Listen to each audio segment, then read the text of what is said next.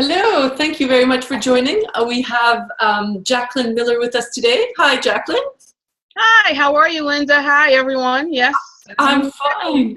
fine. I'm so excited to have you with us because I've been following you for some time, and you're for me the epitome of authenticity. So I'm really Oh, looking thank forward to you. this conversation. Thank you, Linda. Thank you. So, Jacqueline, can you tell us a bit about yourself and what you do? Certainly, I am, and sometimes it's gotten to the point now where I feel like I run on about, who I am. First and foremost, I'm a mom and I'm an entrepreneur. I am a life strategist and coach. I work primarily with moms, but I also work with women. And with moms, I really work to empower them to realize that it's okay to give them permission to have passions outside of motherhood. It's okay, moms, to have loves outside of motherhood. I'm also a speaker and a coach, and I'm known as the Get Your Life Strategist because that's what I want moms to do. Get their life, and my trademark slogan is motherhood is not where dreams go to die.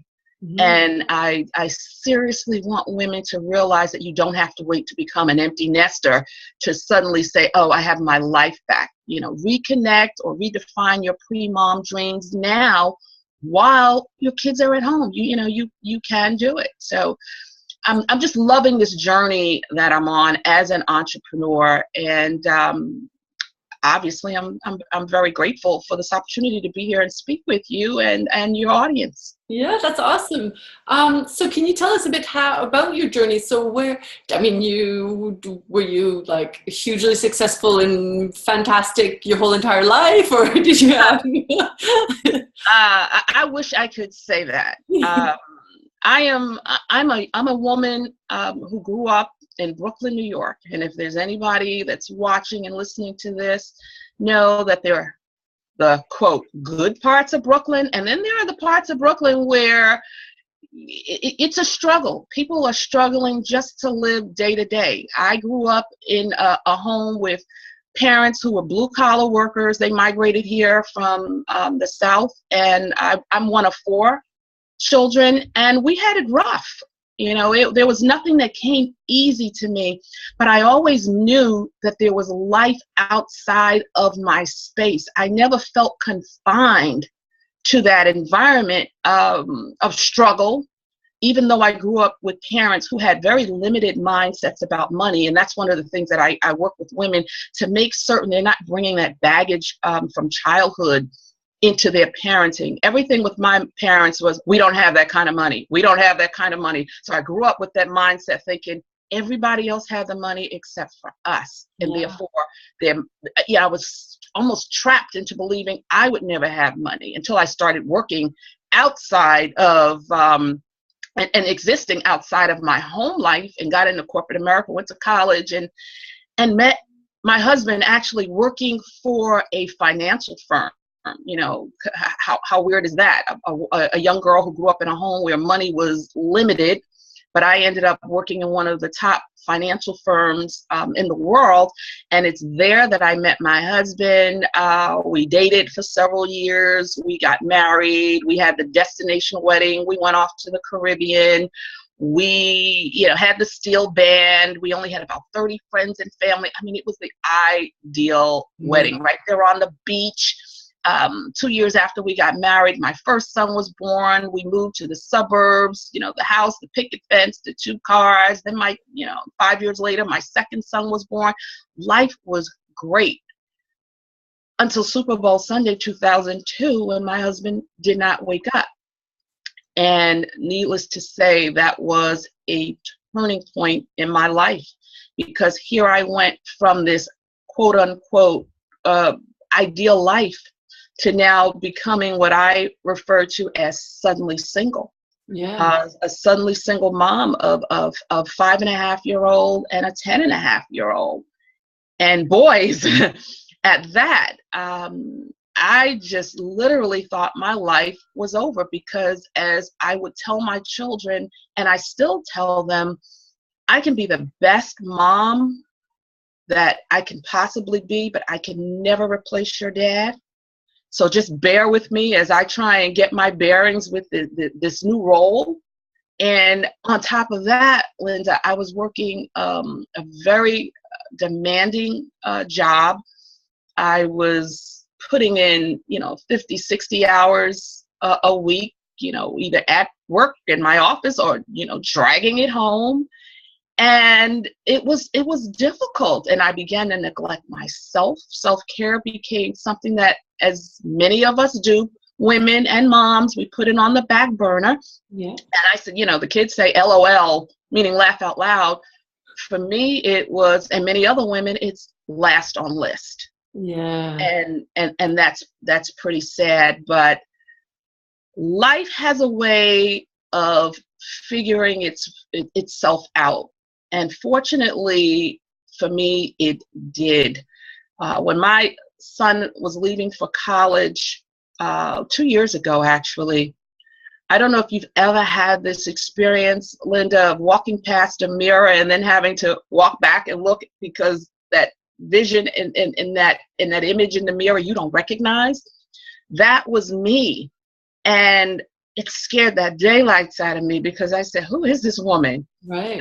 I was a mess. Here I was, because what I had done was lost myself in my job and in mothering.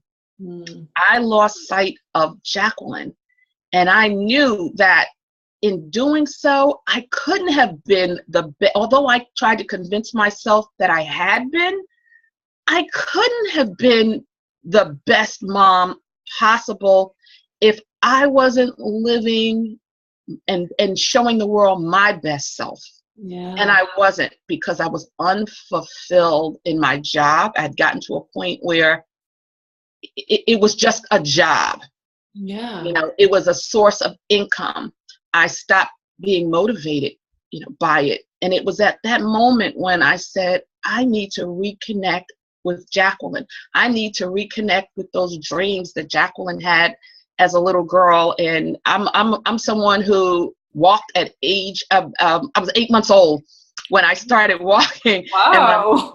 And my mother said she knew she was in for a handful at that moment. I walked at 8 months because she said, it appears that I saw something across the room. My father said it was a goldfish tank.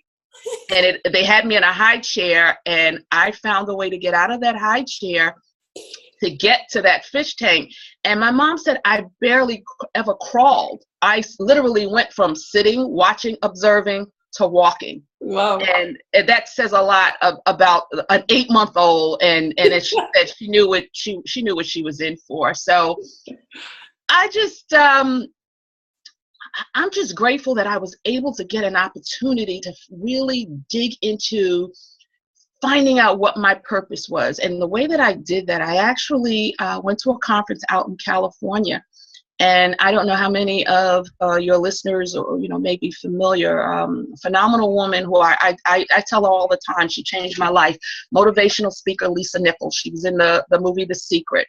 Yeah. I had a moment with her over lunch the first day that I was at this conference, and she asked me why I was there. What brought you here? And I honestly couldn't tell her, other than after I dropped my son off at college, I began blogging. I majored in journalism in school, so writing comes natural for me. I could sit down and write an article. I'm writing, an ebook now that took me no time. And actually, on the way back from California home, I wrote an ebook. And I spoke about, it's called 10 Steps to Go from Stuck to Unstoppable. That trip just brought me so much clarity, because she asked me, and this is one of the things I do with my clients, I dig deep into, what do you love? What motivates you? What puts a smile on your face? What would you do? And this is so simple. What would you do if you had an opportunity to do and have as a career, even if you didn't get paid for it? And my response came and fell off my tongue so easily. It was, I want to empower moms so that they don't fall into the trap that I did. I simply believe that I couldn't follow my dreams and be a great mom at the same time. So while I had these desires to own my own business and be my own boss, I kept pushing them to the back burner because I kept saying, gotta wait for my kids to be out of the house. Gotta wait for this. Procrastination queen. And so many for the right women. time.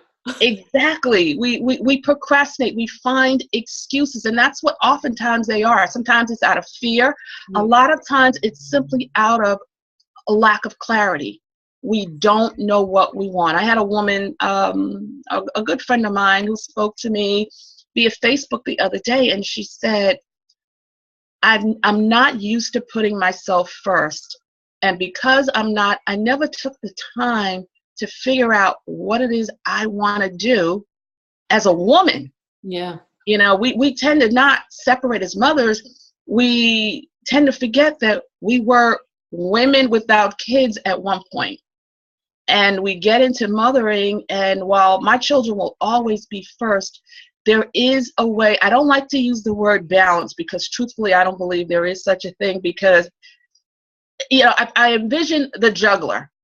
You know, if you ever watch a juggler and he's juggling the balls, he never has, or she never has them all in his hands at the same time.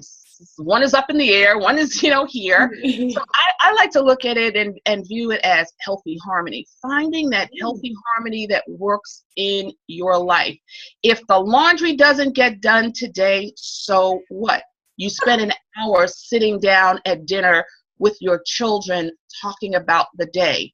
Or if you didn't get to go to the supermarket or the grocery store and pick up, you know, the cereal that the kids needed, well, you know what, we'll have eggs tomorrow, but I'm going to go in this room, I'm going to go in this quiet space, and I'm going to start to write that novel that's been on my brain since I got out of college. Yeah. So we have to find healthy harmony, and we have to do it without being consumed by guilt. I think that is one of the things that harnesses women, impedes their dreams, this sense of guilt that if I don't spend every waking moment either working in a job, and unfortunately many working in jobs that they hate, but it's a paycheck, and I get that, or going to every game, enrolling my child in every activity, and then where's the time for you? You can't authentically inspire your children to follow their dreams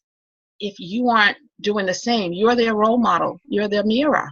Yeah, yeah, and I love the idea of healthy harmony. It's a brilliant concept. Actually, it's much better than balance. I absolutely agree. So, some people who are watching this might say, how do you get that clarity? So, I mean, it's fine, you know, to say once you have clarity, you can go ahead and do whatever you want. But how does one achieve clarity? What would you say is the step for you? How should people go about sort of trying to achieve clarity? Well, number one, I find that for me anyway, and with some of my clients, and that's why they come to me, it's very difficult to get to it on your own. Yes. Because we can be our worst enemy. We will talk. People talk about having voices in their head saying, do this. I have a committee. I had a committee in my head, not just one individual. Oh, you can't do that. Or who do you think you are to consider that? It's amazing when you work with someone else. And for me, it was a coach that I hired right out of the gate when I realized this is what I wanted to do, who pulled things out of me that I did not know existed. In 10 minutes, Lisa Nichols identified for me what I was most passionate about. When she asked me originally what I was passionate about, I told her something else. And she kept saying, okay, keep talking, keep talking. And she said, and she started asking me questions about my life.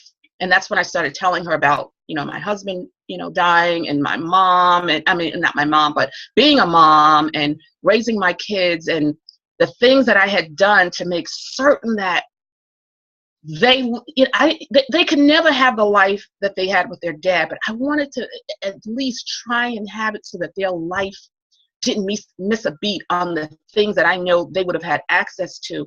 So I was always doing research. I was always exploring programs, and my friends began to come to me and ask questions. Well, Jacqueline, how did you find out about that? And how did you do that? When I started sharing that with Lisa, she said, Jacqueline, that's where your passion. She said, you should have seen how your eyes lit up when you started speaking about how you help other people, how you did what you did, and how it helped you in your life as a mom. I would never have known that.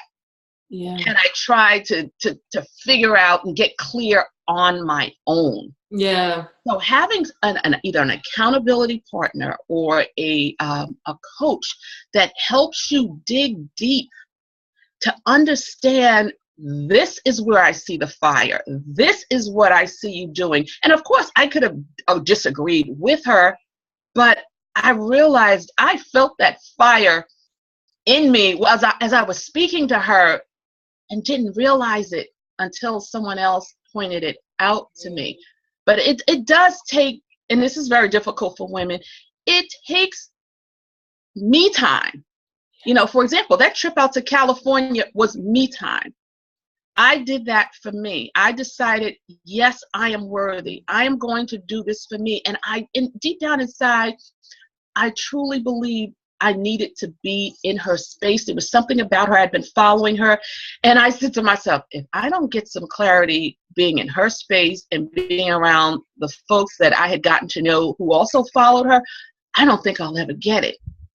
And I proved myself right. I did. I went out there being around like-minded people. Yes. Who are going to support you, who are going to call you on your stuff. That's what I call it. Jacqueline, no, I don't see you doing that, but I see you doing this. Or, you know, I think you should look at this. Those are the things that really help. And a lot of times it's tried and true, because I'm sure people think, oh, I've got this skill set. And they go out and they try it and it's not them. But for me, I knew I had found my niche and that I was clear on what I needed to do. From the moment I had that conversation with her until this day, I get out of bed every morning excited for life.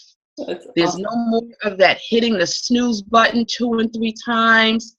I know that this is my assignment. I know this is what I was put on this earth to do.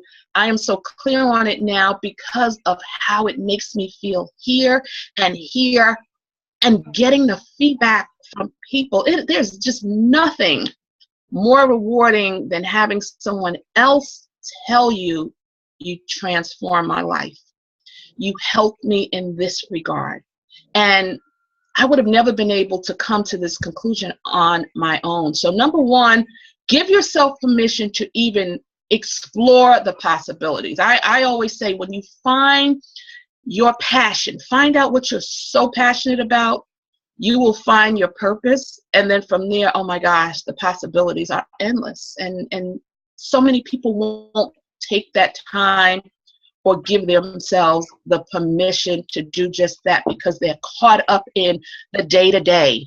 And as I hate to say it, but mediocre living, because that's all they know. Yeah, it's the reality from maybe their upbringing or their entourage, yes, or whatever. Yeah, exactly. So I mean, I have a kind of a funny question, but do you think that people can achieve sort of a great life by sort of avoiding self-care? And because this is something that, I mean, obviously I've worked with a lot of clients in regards to sort of taking care of yourself and the importance of self-love and how that sort of can change things. But some people really struggle with this, and I would say also some people sort of mistake sort of egotistical behaviors or narcissistic behaviors for self-care. Right. So what are your thoughts on that? Well, number one, I think, as you definitely stated, there's some confusion. And I tell people all the time, self-care is not selfish. Yes. There is a difference. Because if you're not taking care of you, how can you pour into anyone else? You know, as the phrase states, you can't pour into other people from an empty cup. You've got to take care of yourself in order for you to be of any benefit to anyone else. If you're running on empty, I mean, it's a simple, visual for me. How far can that brand new shiny car on the outside, anyway, how far can it go if the gas tank is empty? Yeah, or there's no oil. Exactly. I don't care how beautiful it looks on the inside. It's just a showpiece. In order for you to be of use to anyone else, you've got to take care of who you are internally, externally, so that you can help other folks, because otherwise they're getting a facsimile of you. They're not getting the best you. And I'm of the belief, and I mean, I know everyone else, has their own spiritual, foundation. I'm of the belief that we were all born fully loaded. It's just a matter of what we do with those gifts and talents. And it's very difficult to put those gifts and talents to use if you're walking around fatigued, angry, and a lot of that anger comes from fulfillment, from being unfulfilled. Confidence is sometimes also, and self-worth is another factor in why some people don't put themselves as a priority, and take care of themselves. As I said previously, I, in my head, could have thought and was thinking I was being the best mom to my children, but was I really operating in the greatness of mom that I know I could have been had I been at a happier, more fulfilled place? And also when it comes to self-care, because I was so busy taking care of them, I started to neglect my own health. Yeah. And what good could I have been to my children if I ended up off this earth like their dad?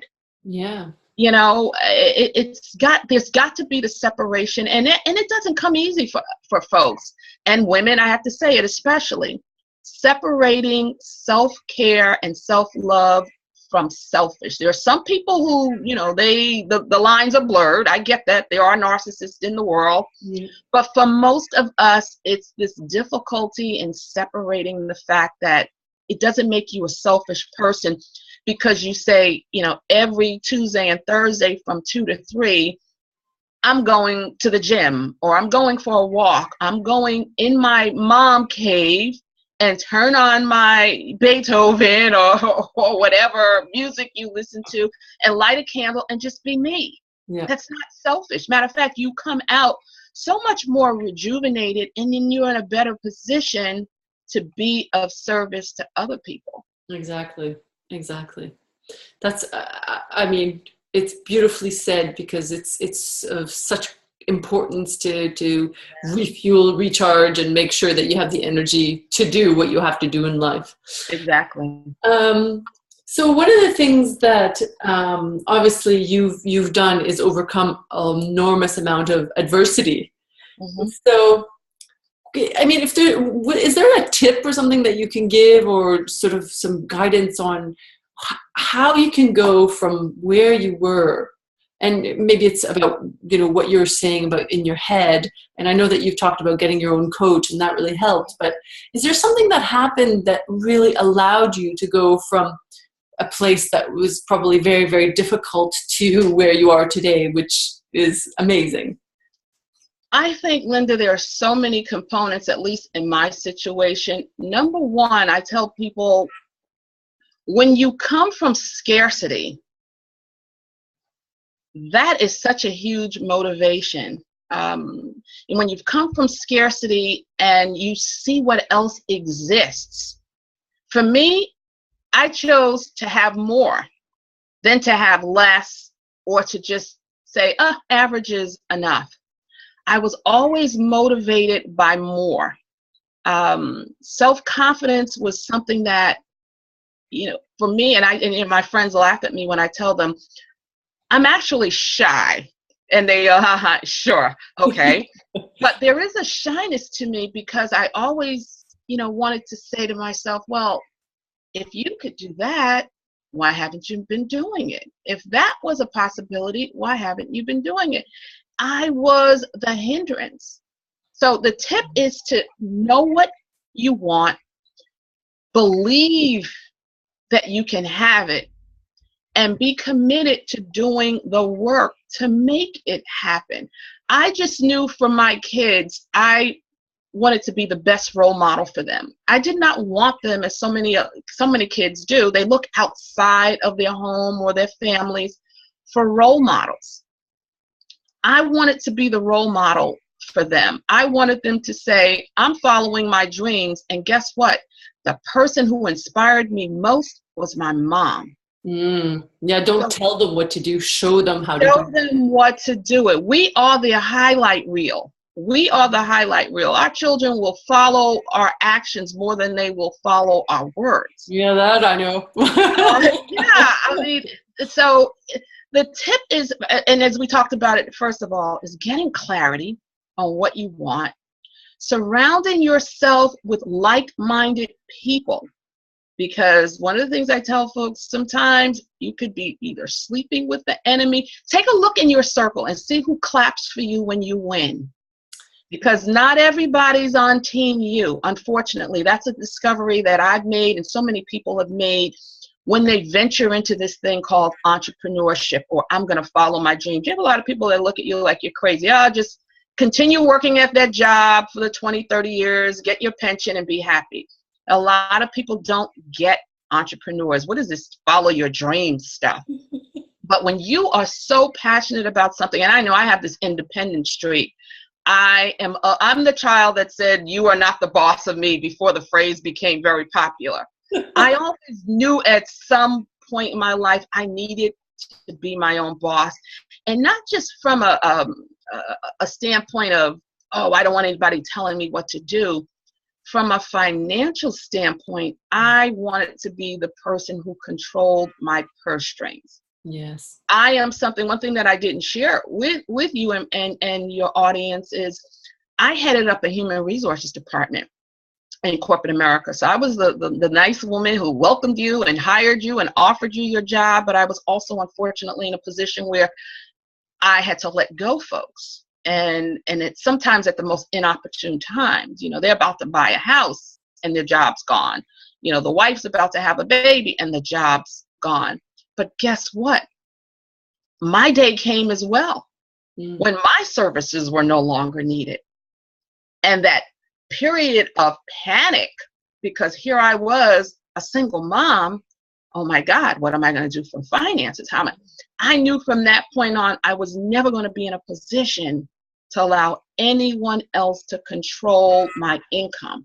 Yes. If I could avoid that, I needed to be in control. And that's how I got there. So understanding your worth is critical. Valuing your skill set and being honest with where your strengths and your weaknesses are. Not everyone can do everything. You know, everyone's always looking over the fence in someone else's yard, and the grass is always greener, you know, in somebody else, but you don't know what they had to do to get there, nor do you know how they got it. You don't know I tell people all the time, believe less than a third of what you see on Facebook. Yeah, well, I mean, if the grass is greener, they've been like pulling the weeds and tending to it. Exactly. Exactly. Be you. Follow what really motivates and ignites you. You know, I always say to people, be the best you that you can be, because everybody else is taking.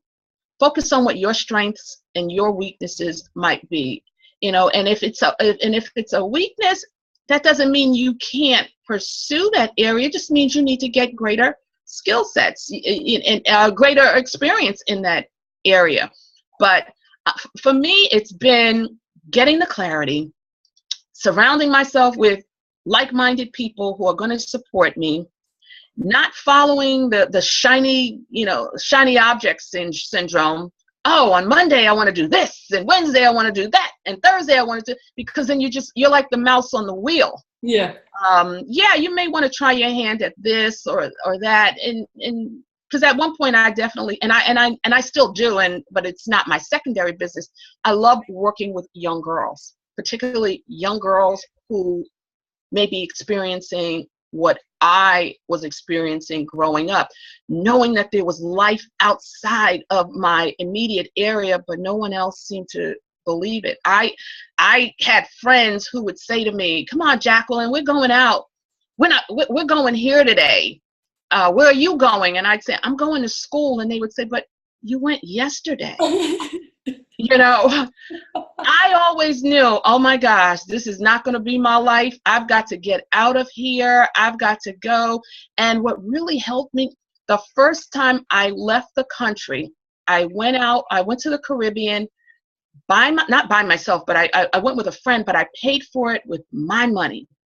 I saved it. And the first time that I stepped foot in another country and saw pink sand, because again, I grew up in Brooklyn, New York. There was no pink sand, and this aqua green water.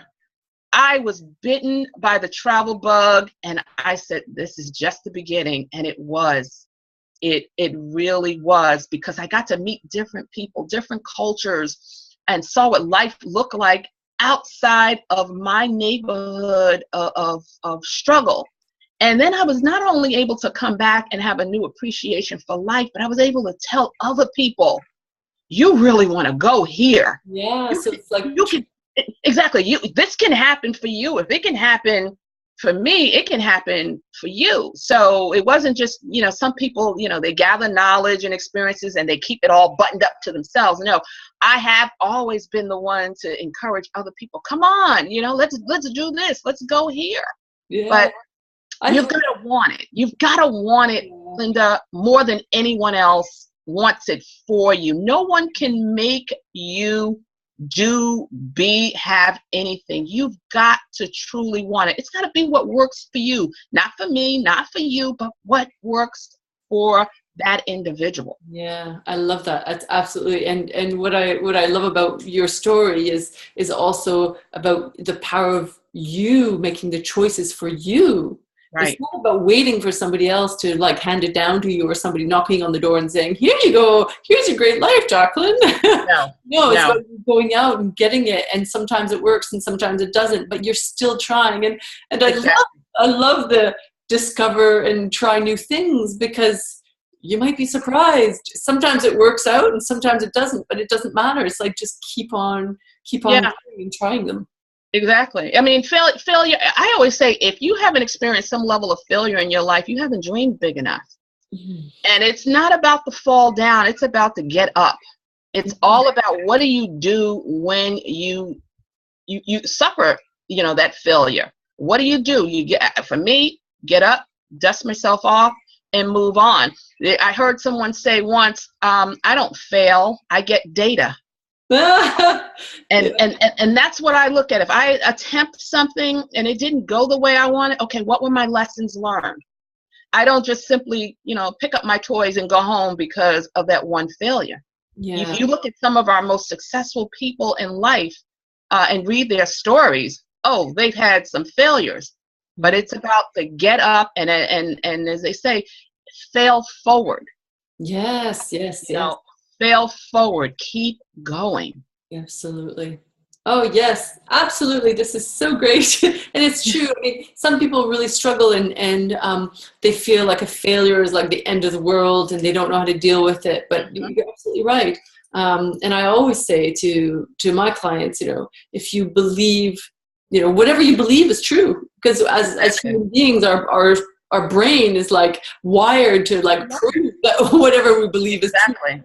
It's like, take your pick. Exactly. And it's the same thing, when you make the statement, I am. Those words that follow I am become true to who you are. Yeah.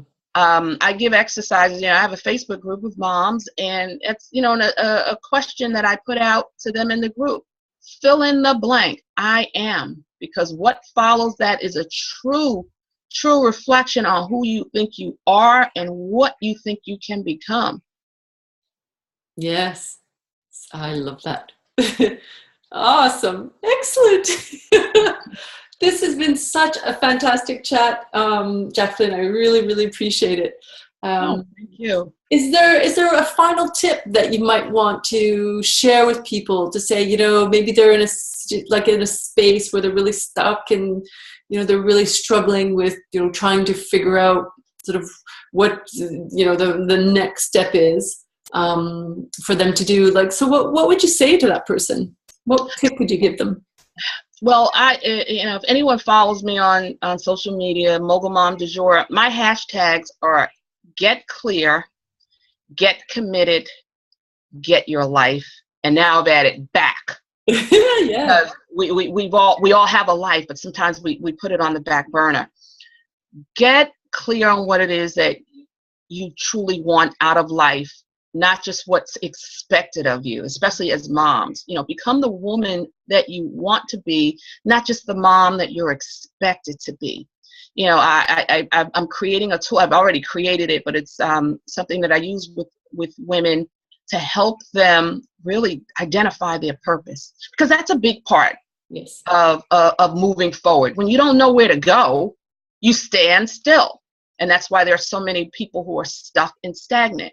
So number one, get clear. Take the measures and find the resources to help you get clear on what it is that you really are here on this earth for. Because we all know if we were to go digging 6 feet under in the nearest cemetery, God only knows how many dreams we would find buried. People took them to their grave because they were stuck.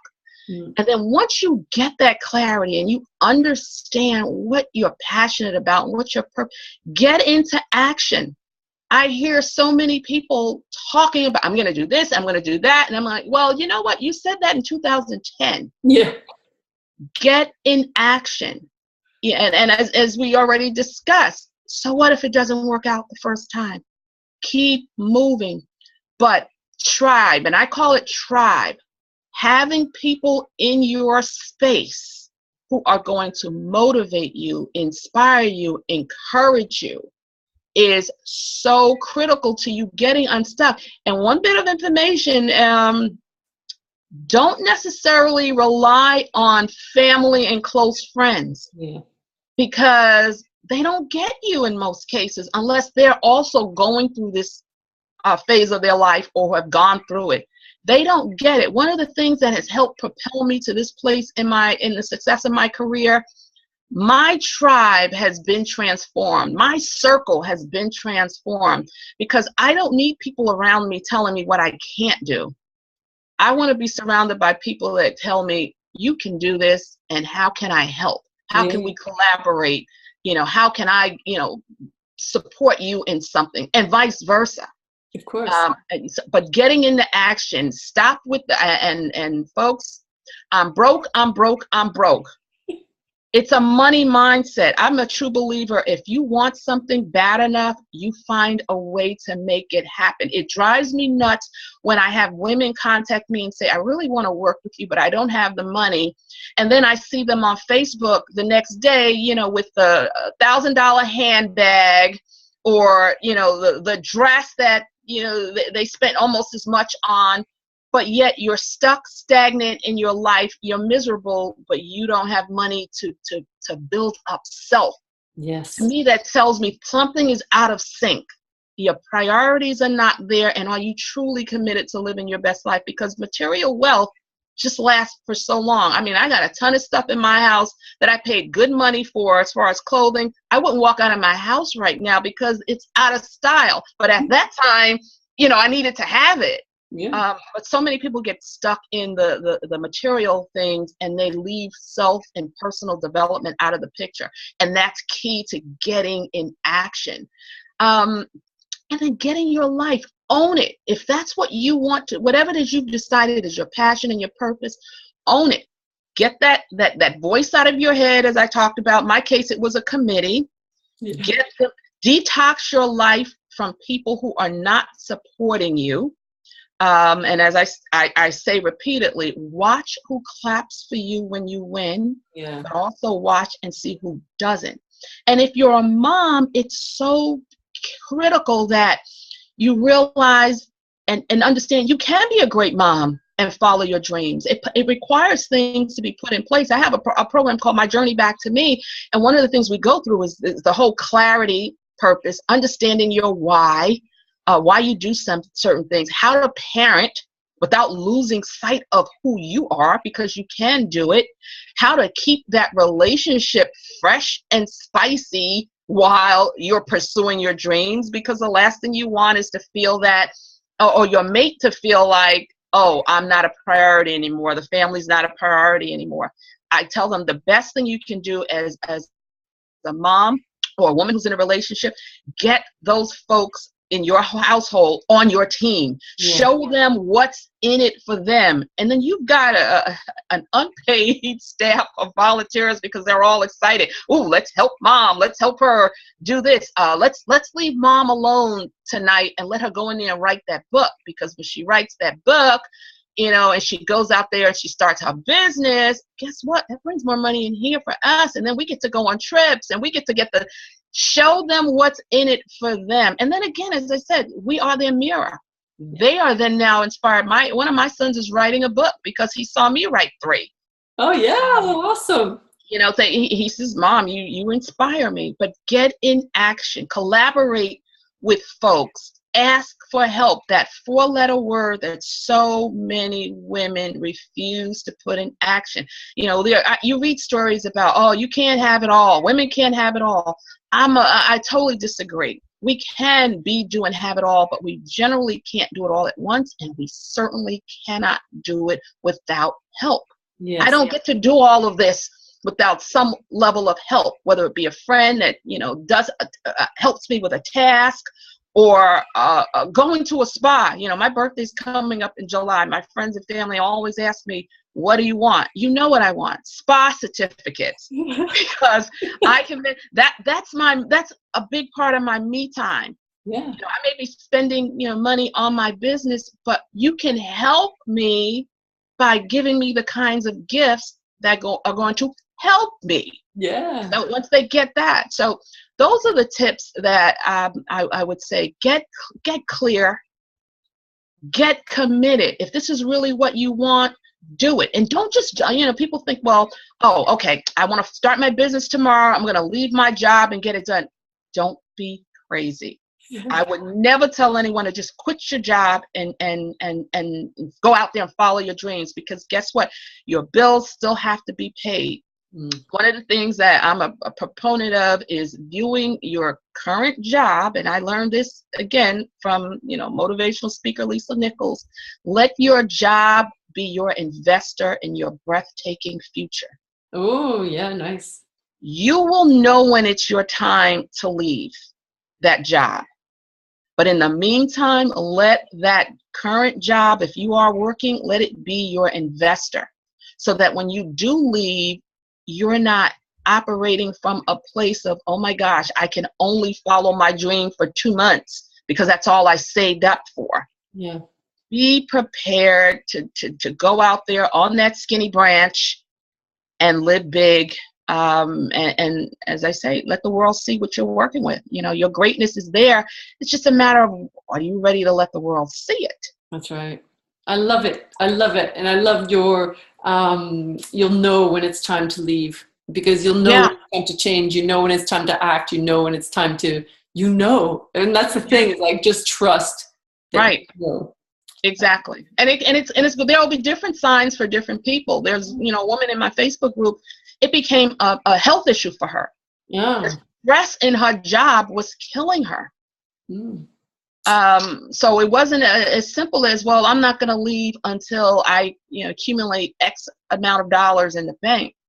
From a medical standpoint, her job was killing her. She had to leave. And now she's gone, and she can do the things that she has always wanted to do, and she was doing it. I call it a side hustle. She had her little side hustle going, you know, while she was working. And that's something I also encourage people to do.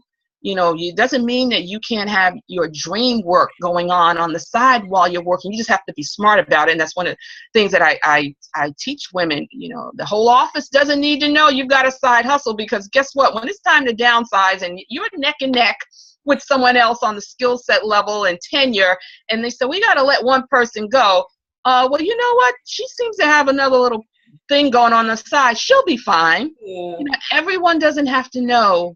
As I say, Don't tell everyone your big dream. Don't tell everyone your big dreams, especially small-minded people. Everybody doesn't have to know, but you still can be working on it. And I always say, if you've got a dream, you should be putting in more time with that dream than you are putting in building someone else's dream. Yeah, Otherwise, it'll never happen for you. You've got to make the sacrifice. This is all about sacrifice. You're not doing what you're doing, Linda, without having made sacrifices. I know I'm not doing what I'm doing without having made and continuing to make sacrifices. But when you want it bad enough, you make it happen. Absolutely.